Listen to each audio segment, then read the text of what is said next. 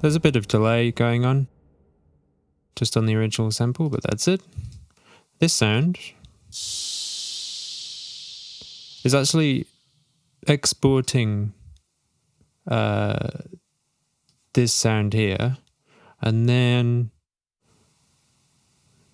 took all the lows off it, sent it through a reverb, good old black hole, pitch shifted, plus 2 semitones, put it through another reverb, and then put it through this Todeo reverb, which is a great convolution of a live recording space.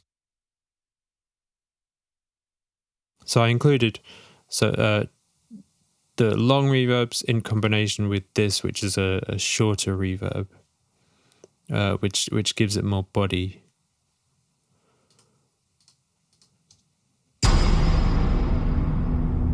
That's just the original sample as it is. Same with that one, that's one of the booms.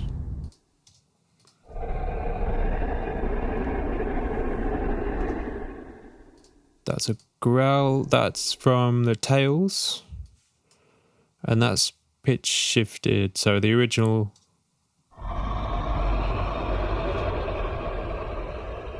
And then pitch shifted down.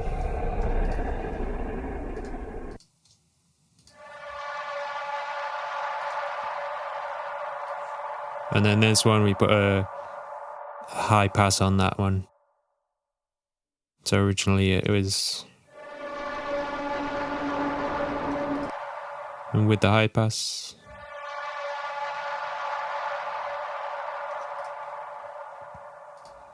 And all together again.